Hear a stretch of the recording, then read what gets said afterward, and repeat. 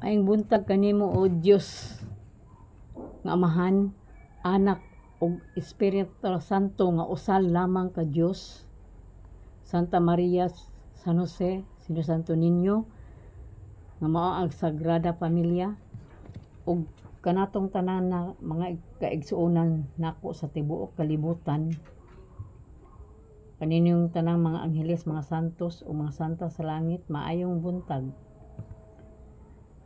Ani ana sa ako karon aron pagsaysay ning hamubong sigilanon na dako kay katabang sa atong kalag sa daadlaw natong pagkinabuhi. Tugbangi ang gidakon sa panahon sa pagpanglutos o pagpamatay sa mga Kristiyano sa China. May usa ka batan-on nga gidakop tungod sa iyang pagtuo ni Kristo. Ang iyang ngalan mao si Pablo Moy. Gibalhog siya sa mangiog nga prisuhan.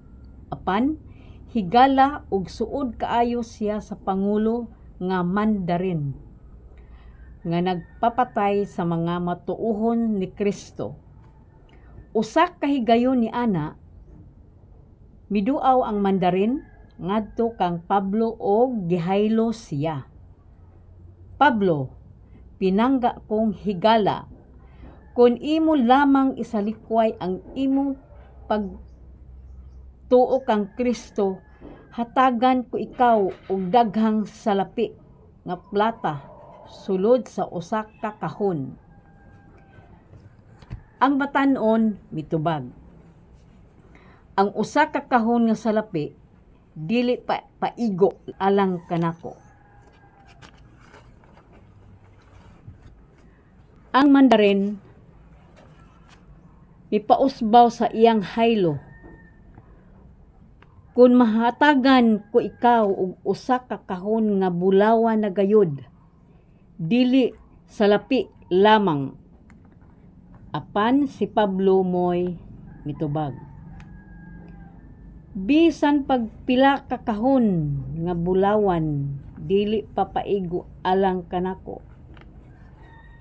Nganuman, masok anong mapangutana sa Mandarin. Si Pablo mihinay pagtubag, kung buot ka nga isalikway ko ang akong pagtuo tungod lang sa bahandi, nan hatagi akog bahandi nga ikapalit ko usab og laing kalag, puli sa kalag nga itahan ko kanimo og mapildi ngadto sa kaalaot. Ania ang pagtulunan. Gikan sa ngabil sa atong dakong magtutudlo, atong maila ang usa ka mahal ang atong kalag, kay unsa may kapuslanan sa usa ka tawo kung maangkon niya ang tibuok nga kalibutan. Apan mapildi ang iyang kalag, ug unsa may ikailis sa usa ka tawo sa iyang kalag? Wala gayud. Ato kining mabasa sa Mateo 16:26. Mateo kapitulo 16:26. Ang mga haylo sa kalibutan sa iyang mga himaya ug kalipay pulos mga lumalabay lamang, dili malungtaron. Apan ang atong kalag immortal kun walay katapusan, ug ang pangandoy mao ang mga butang nga walay katapusan. Busa nganuman nga ipaulipo nato ang atong kalag diha sa mga dili dumalayong mga himaya ug mga butang.